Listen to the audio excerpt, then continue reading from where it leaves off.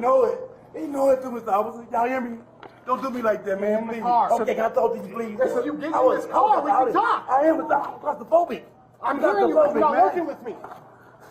God, I'm claustrophobic right there, man. Get in the car. Get me in the front. Please. No, you're not getting in the car. I'm claustrophobic, Mr. Officer. Get in the car. We're going to pull you in. Okay. I'm not a bad guy, man. Get in the car. I'm not a bad guy. You ain't gonna win. Oh, God. Oh, man. Oh, please, officer. Please. Please, man. Please. Pull him in. No. You take the seat. Pull him in. I can't choke. I can't breathe, officer. Please. Fine. My wrist, man. Please. No, I can't take that, man. I can't. I'm gonna lay on the ground. I'm gonna lay on the ground.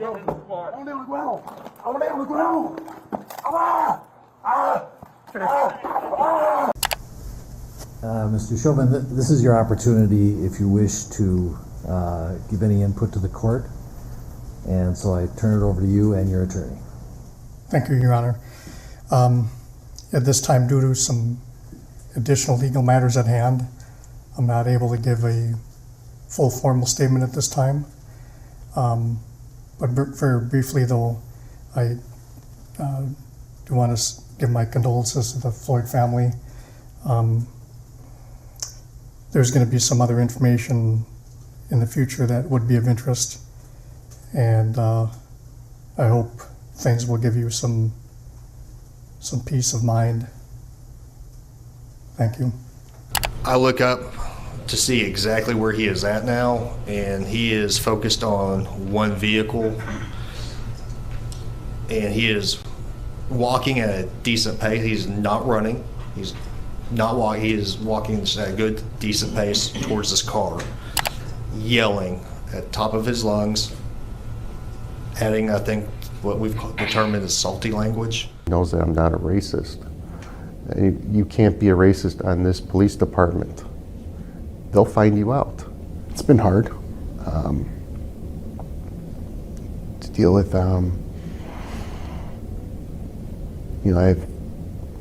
I've seen psychologists because of this.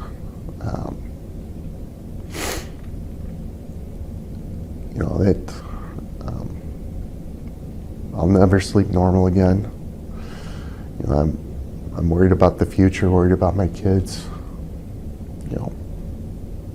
I'm worried for their safety. When I learned that I was going to have to turn myself in a couple of days, I was driving home from vacation by myself. I had all sorts of thoughts going through my head. I thought about just driving at a high speed into an embankment.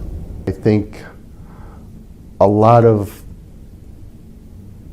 this misrepresentation has been fueled by false narratives on social media and people confusing opinions with fact.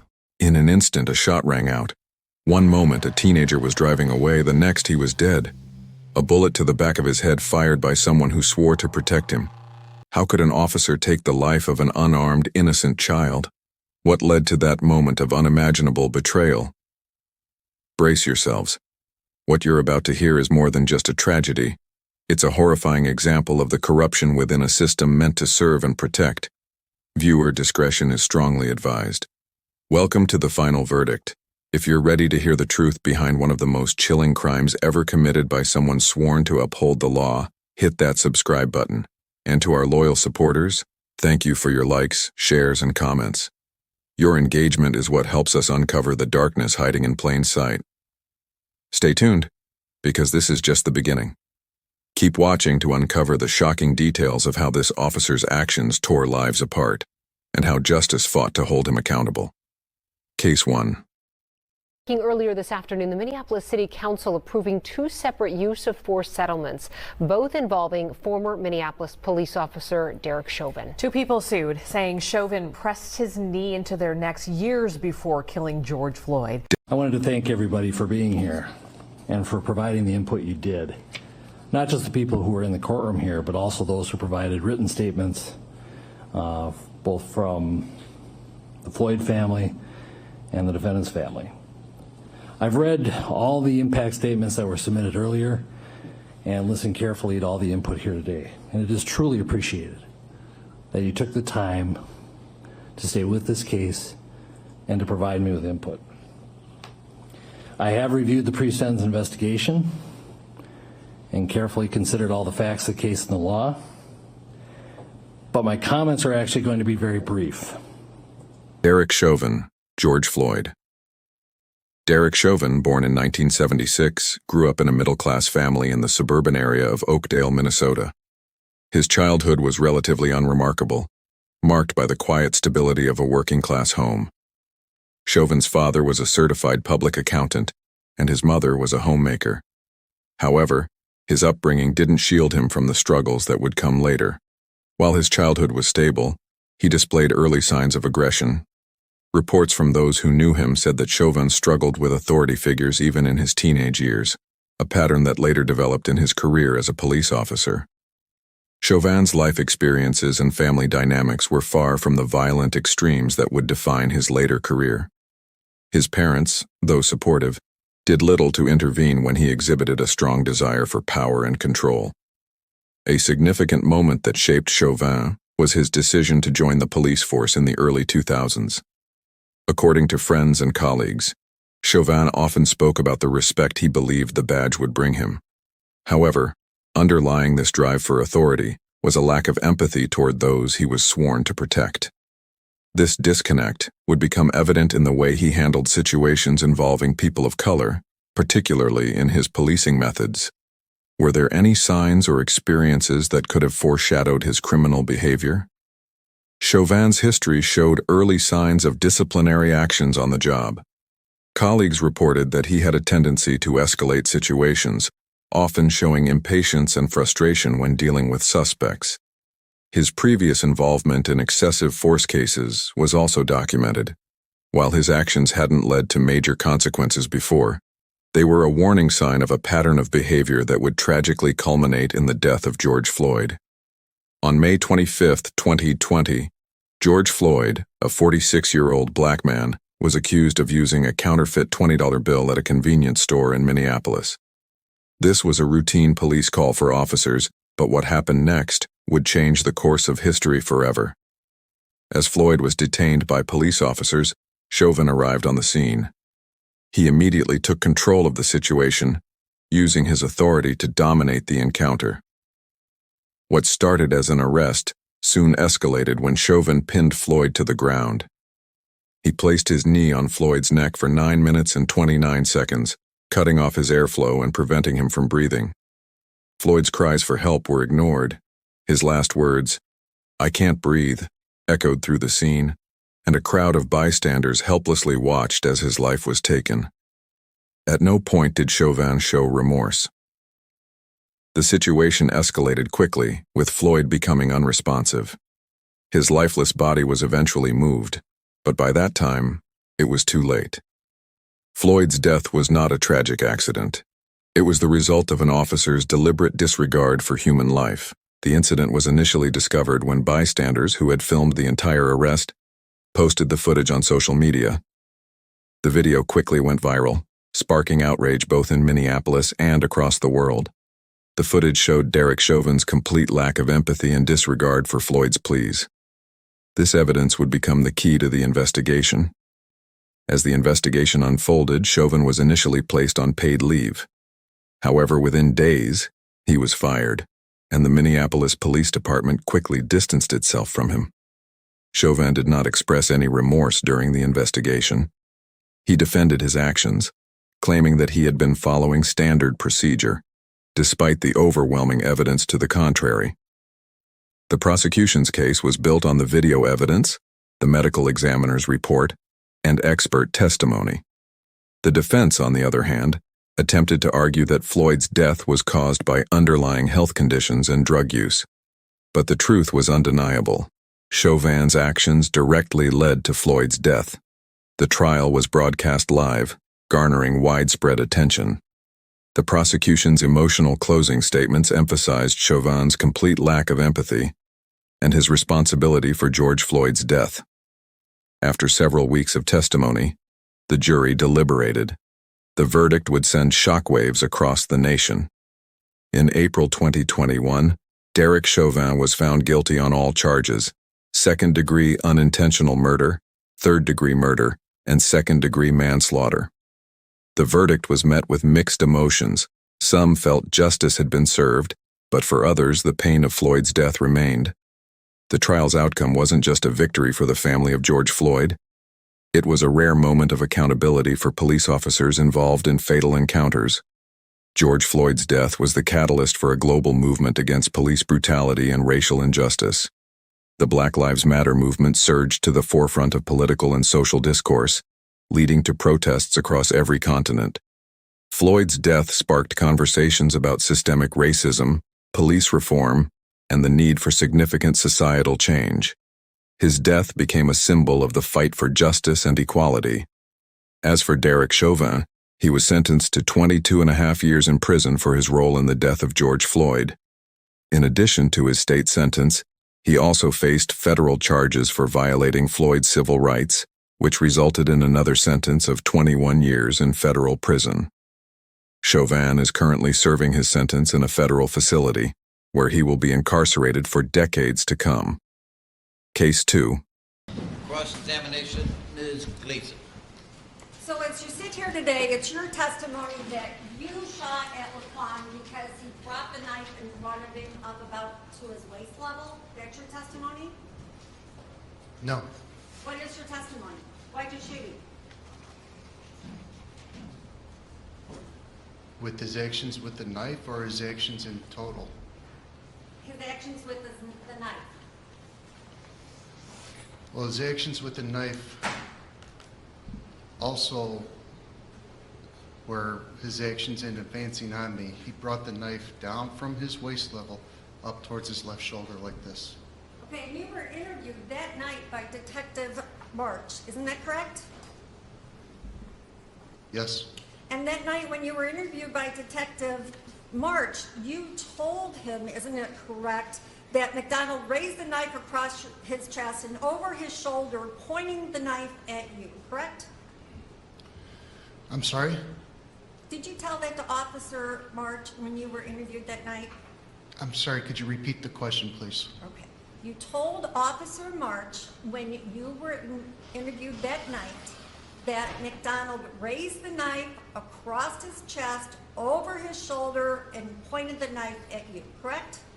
You know, I don't remember exactly what I said immediately after the shooting, but I do remember talking to Detective March. I remember telling him what I just demonstrated to you. Jason Van Dyke, Laquan McDonald. The year was 2014, and Chicago was shaken by a tragedy that would not only leave the city reeling, but would set a pivotal precedent in the fight for justice. On the evening of October 20th, 2014, 17-year-old Laquan McDonald, a young black man, was walking down the streets of Chicago's South Side. Laquan was reported to be acting erratically, reportedly under the influence of drugs. Officers responded to a call, and the situation was quickly escalating. What happened next would become one of the most talked-about police shootings in U.S. history. Laquan McDonald, carrying a small knife, walked away from officers as they tried to stop him. In the distance, a patrol car arrived, and Officer Jason Van Dyke, who had been on the force for over 14 years, was one of the first to respond. The officers on scene, following protocol, attempted to use non-lethal methods to subdue McDonald. But when Van Dyke arrived on the scene, he was armed with a gun.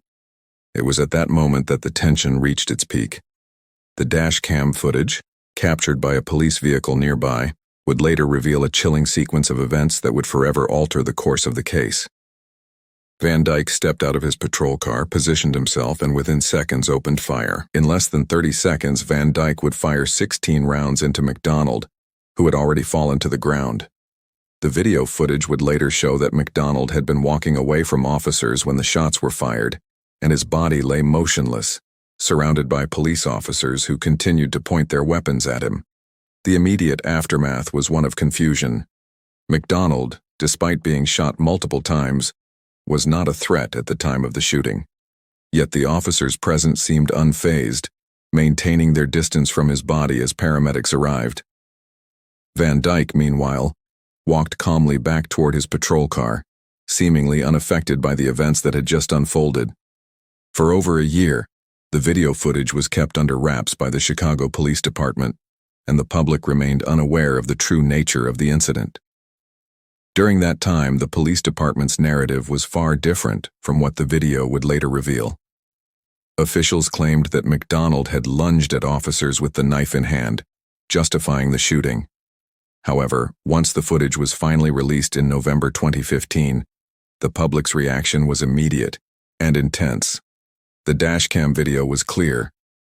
Laquan McDonald was walking away from the officers, not lunging at them, and certainly not posing any immediate threat to anyone around him. The public outcry was immediate. Protests erupted in Chicago, calling for justice and demanding accountability from the police. The release of the footage ignited a national conversation on police brutality and the use of excessive force by law enforcement officers, especially when it involved black individuals. In the months that followed, the pressure on the Chicago Police Department to act grew stronger. On November 24, 2015, Jason Van Dyke was charged with first-degree murder. This marked a rare moment. A police officer caught on camera was being held accountable for killing a civilian in the line of duty. The charges were significant, considering the pattern of police officers being acquitted or avoiding prosecution for similar acts of violence. Van Dyke's trial began in September 2018.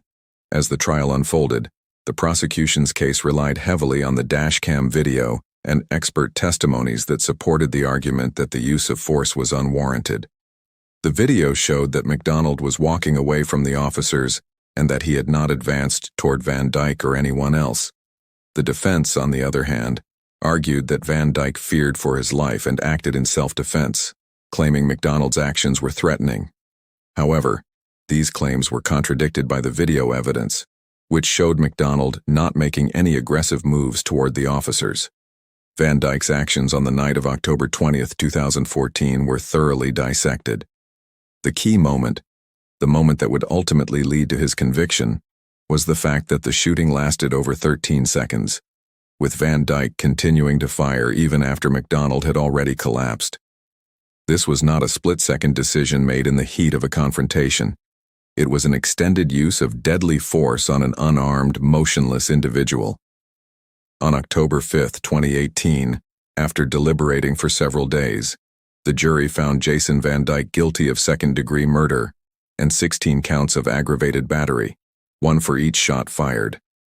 The conviction sent shockwaves throughout the nation, as it was one of the first times a police officer was held accountable for the killing of an unarmed black man.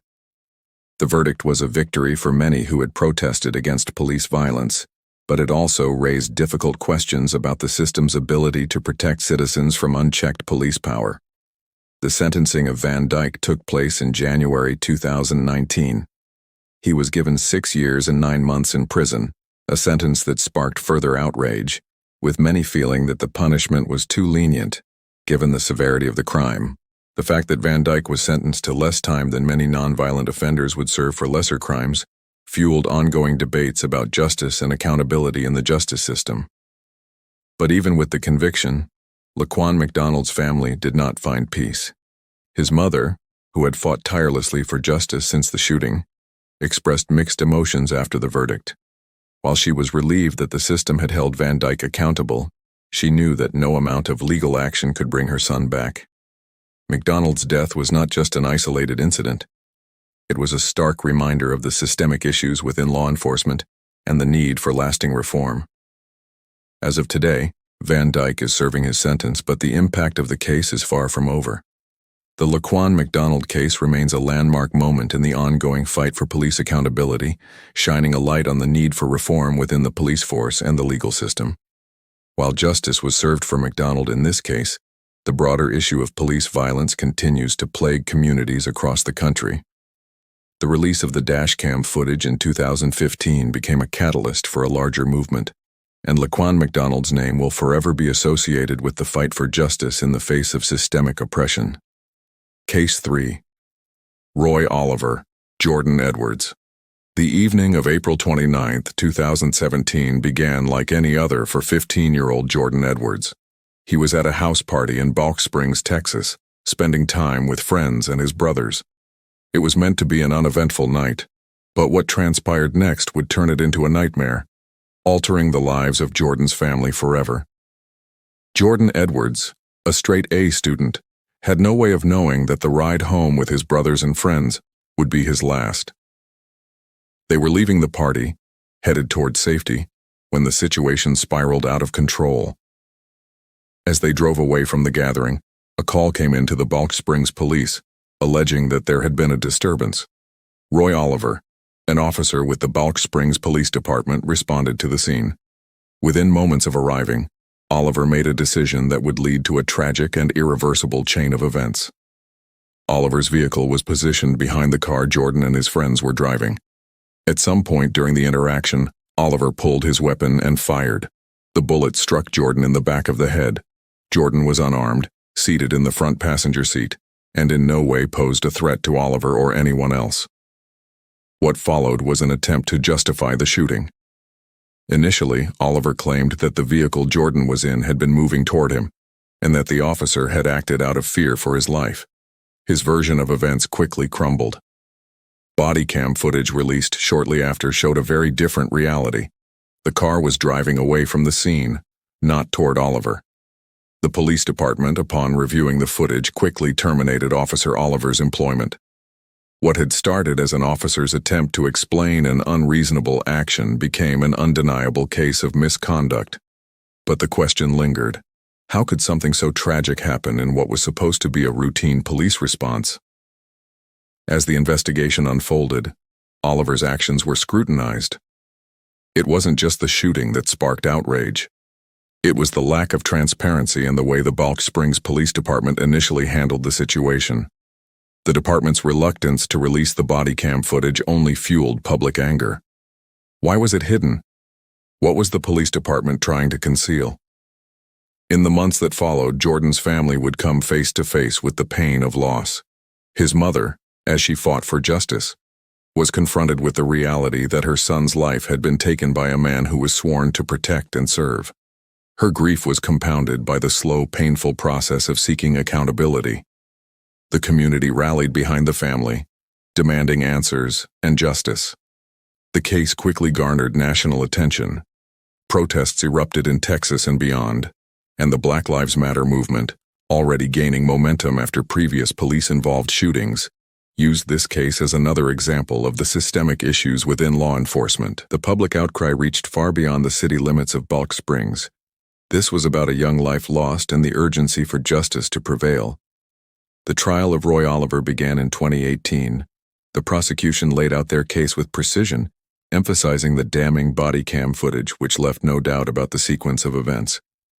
They argued that Oliver had acted recklessly, failing to consider less lethal alternatives in a situation that didn't require the use of deadly force. During the trial, Oliver's defense team attempted to argue that he was justified in his actions, stating that he had feared for his life. But the evidence spoke for itself. The car was driving away. Jordan Edwards was unarmed. He was a teenager who had committed no crime, but was caught in the crosshairs of an officer's decision to use deadly force.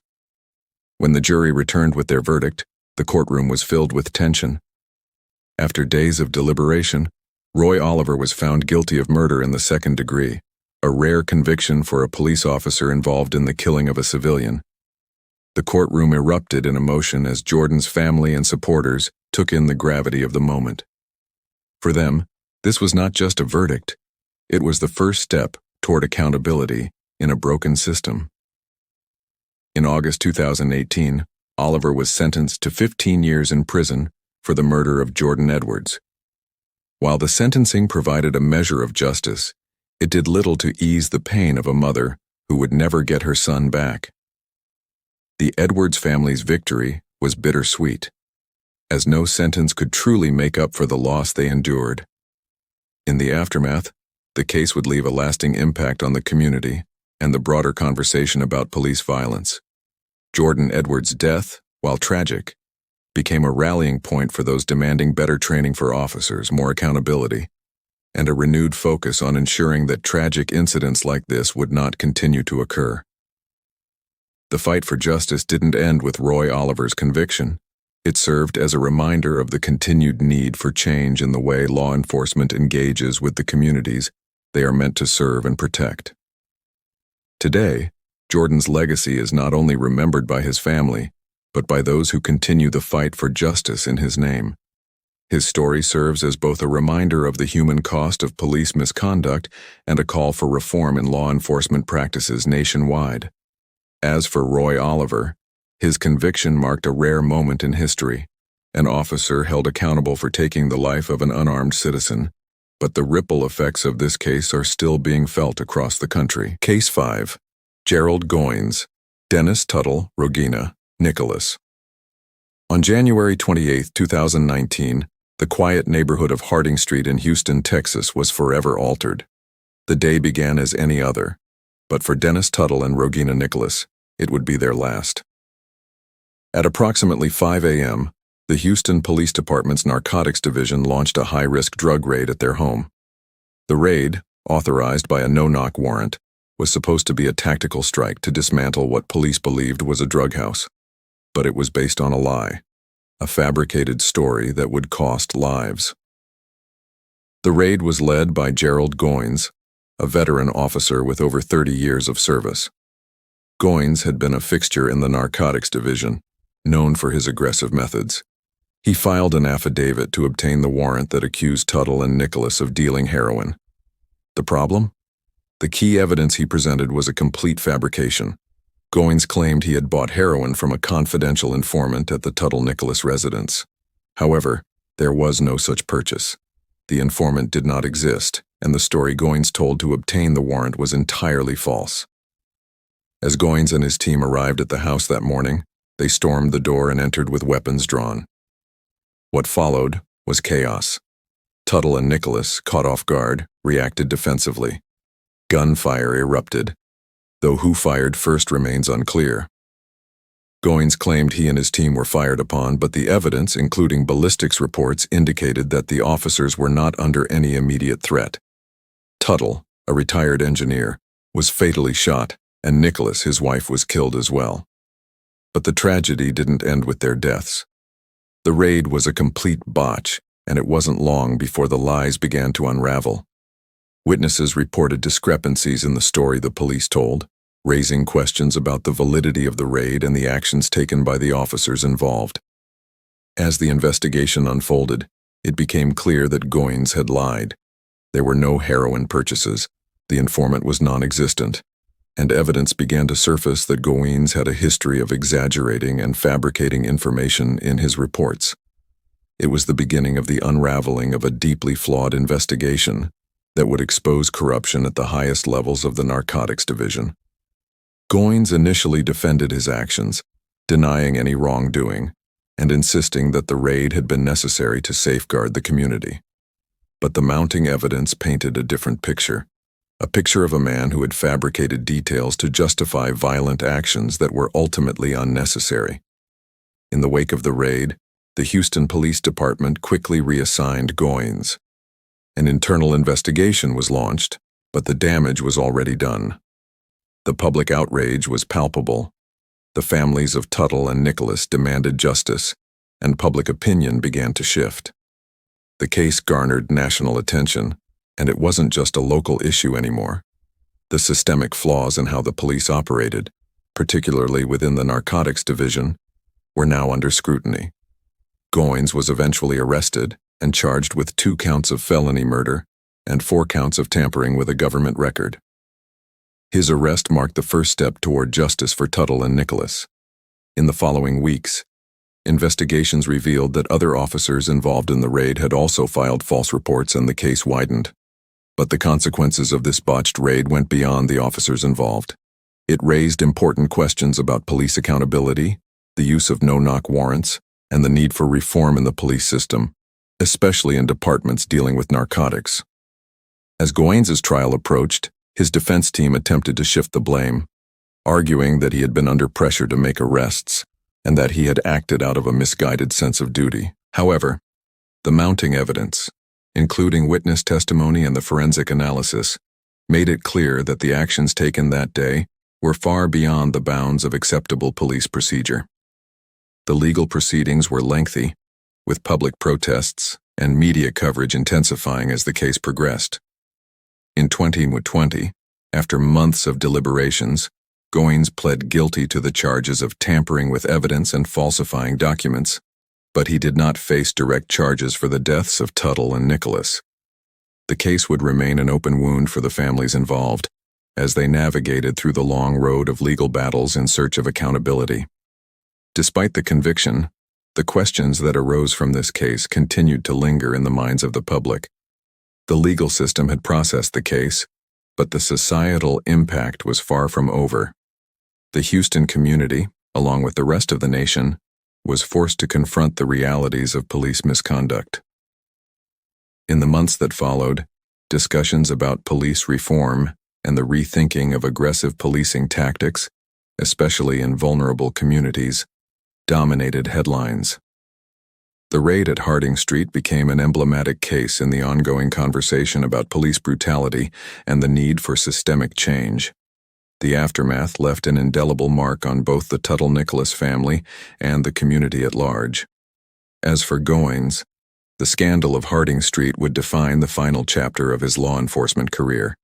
He was sentenced to prison, but the damage to his reputation, and to the victims' families, could never be undone. In the years that followed, Houston police continued to grapple with the fallout from the raid, and it prompted widespread calls for a review of the police department's practices, particularly its use of no-knock warrants and the handling of confidential informants. While some progress has been made, the legacy of the Harding Street raid continues to serve as a reminder of the destructive consequences of unchecked power and the need for ongoing police reform. Case 6. Henry Solis, Salem Rodriguez, Jr. On the night of March 13, 2015, Pomona, California, became the setting for a tragedy that would ripple through the local community, with lasting effects on the public's trust in law enforcement. The man responsible for taking the life of 23-year-old Salem Rodriguez Jr. was Henry Solis, a 23-year veteran of the Los Angeles Police Department. But this would not be a case of an officer acting in the line of duty. This was a different kind of crime, a crime that happened outside the confines of official duty, and at a time when the officer's badge was meant to mean protection, not danger. Henry Solis, off duty at the time, found himself involved in a confrontation with Rodriguez at a nightclub in Pomona. The details of the altercation remain contested, but the turning point came when Solis, reportedly intoxicated, pulled a gun. In the chaos of the moment, the officer opened fire. Salem Rodriguez, a young man described as loved by his community, was struck. The moment was swift, yet its impact would be felt for years to come. The investigation that followed was met with intense scrutiny. At first, Solis claimed he acted in self-defense, stating that he feared for his life.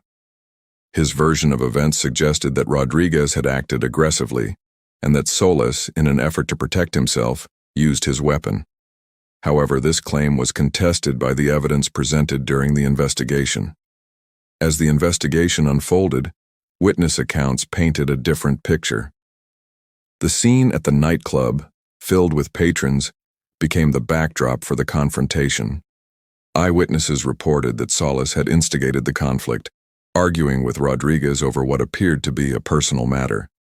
The tension escalated quickly, and despite multiple opportunities to de-escalate, Solis allegedly chose to escalate the situation to violence.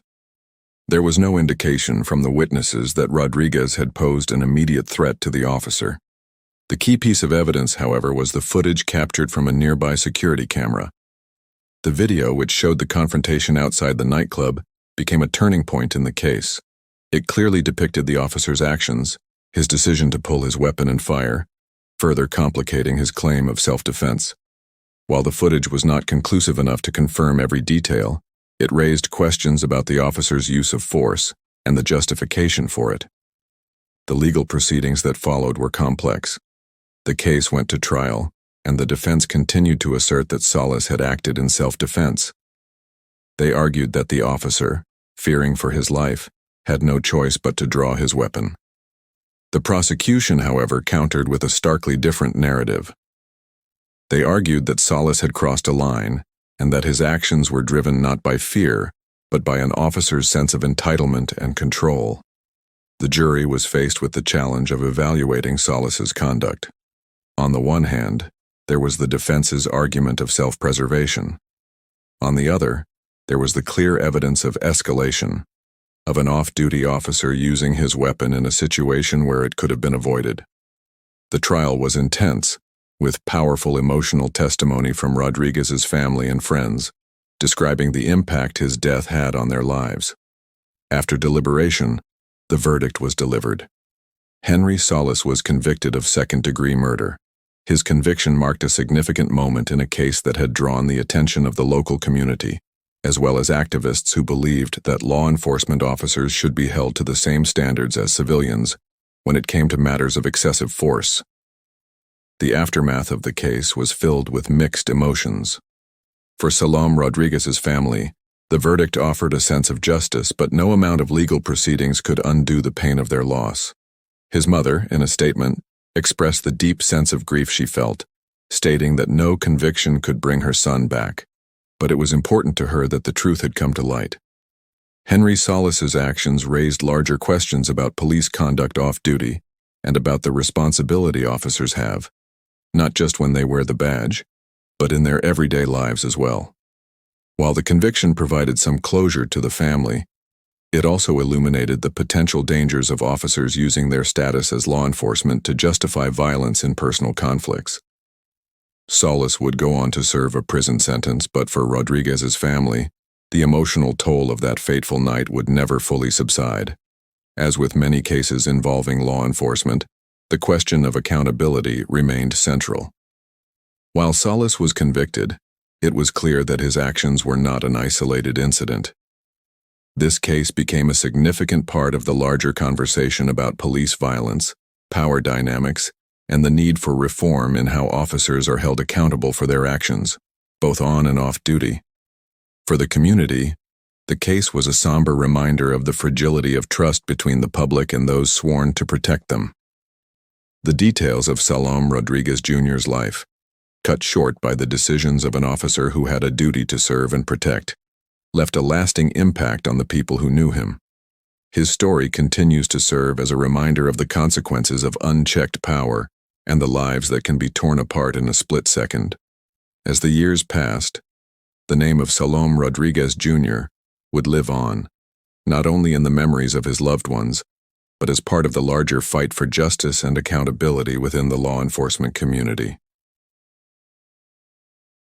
Kenneth Blue, Jennifer Webb. On the evening of August 30th, 2011, the body of 32-year-old Jennifer Webb was discovered near a drainage ditch in Michigan. At first glance, the scene appeared to be a tragic accident, but as the investigation unfolded, dark secrets began to emerge. Jennifer Webb had been murdered, and her killer was none other than her boyfriend, off-duty police officer Kenneth Blue. Kenneth Blue was a member of the Buena Vista Township Police Department, a respected officer with years of experience in law enforcement. From the outside, he appeared to be a committed public servant, a man who upheld the law. However, his life behind the badge was far from spotless.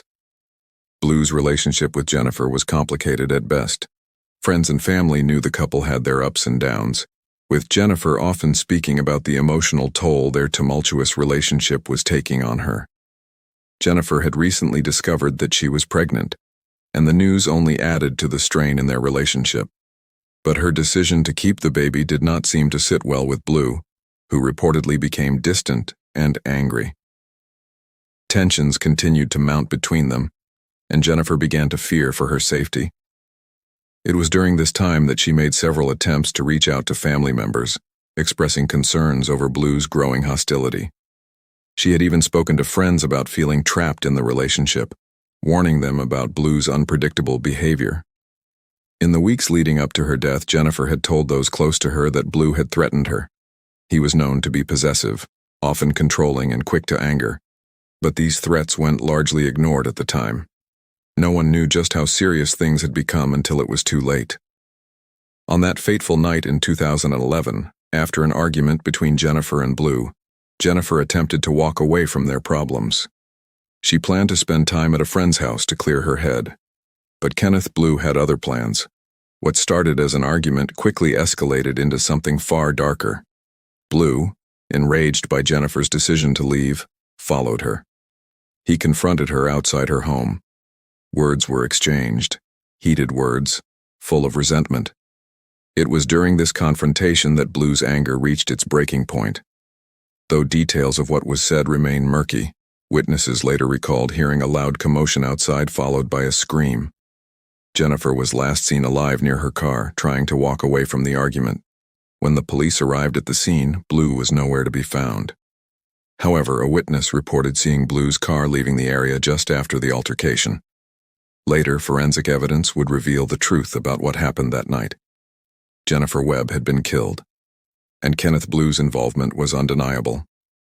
The investigation into Jennifer's death moved swiftly, fueled by the suspicion that something much more sinister had occurred. Evidence soon surfaced that led police to Kenneth Blue. Cell phone records placed Blue at the scene, and an autopsy revealed that Jennifer's injuries were consistent with a violent confrontation. The pathologist confirmed that she had been strangled, and there were clear signs of trauma to her neck. Blue initially denied any involvement in Jennifer's death, but the mounting evidence left little room for him to escape the truth. Police were able to piece together the timeline, and they found that Blue had attempted to cover up his crime. He had disposed of Jennifer's body, staging the scene to make it appear like a suicide. During the investigation, Blue was interrogated, but his demeanor was cold and detached. He didn't seem to show any remorse for his actions. There was no hint of regret as he stood by his story, refusing to admit what had happened. However, as the case moved to trial, the prosecution presented a compelling case based on forensic evidence, including Blue's own statements, which contradicted the physical evidence at the scene. The defense, meanwhile, tried to paint Blue as a man under intense stress, suggesting that he had acted out of temporary insanity. As the trial unfolded, Jennifer's family and friends were forced to relive the horror of that night. They testified about her fears and her hopes for the future, including the baby she was carrying. Jennifer's mother, in a tearful statement, described her daughter as a loving and caring person who would never have willingly put herself in danger. Her family's pain was palpable as they sat through the trial, hoping for justice. Finally, after weeks of deliberations, the jury returned with their verdict. Kenneth Blue was convicted of first-degree murder and sentenced to life in prison without the possibility of parole. The conviction was a moment of relief for Jennifer's family, but it couldn't bring her back. The legal system had held Blue accountable, but it didn't erase the scars left on those who loved Jennifer. Since the trial, Kenneth Blue has served his sentence in prison, where he is now confined. The case of Jennifer Webb's death continues to haunt those who were closest to her, especially her family, who still struggle with the loss of a woman taken too soon. The ripple effects of this crime are far-reaching, leaving a community and a family forever changed. This tragic event, while unique, highlights a larger, pervasive issue within the system, a question that continues to be asked in communities everywhere. What does justice truly look like, and who is accountable when it's ignored? As time passes, the echoes of José Neves' death reverberate throughout Chicago. The case remains a poignant symbol in the ongoing debate about police accountability and the need for systemic change. Justice was served, but the consequences of this tragic day will forever be felt by the families involved. As we bring this chapter to a close, we're reminded of the devastating power that one moment of violence can have, not just on the victims, but on society as a whole. These cases aren't just stories. They're a call to action, a plea for justice, and a stark reminder of the responsibility we all share in seeking accountability and change. If you felt the weight of these stories, if you've been moved by the voices that have demanded justice, then now is the time to make your voice heard. At the final verdict, we believe in the power of truth. We believe that every case deserves a voice, and that justice should never be silenced. Don't just watch, Be part of the conversation. Subscribe to The Final Verdict and hit that bell to ensure you never miss a story that needs to be told. Like, share, and comment. Your engagement is the power behind the change we all want to see. The truth doesn't rest, and neither should we. Thank you for being part of the fight for justice. We'll see you next time when we bring you the next chapter in our journey for truth.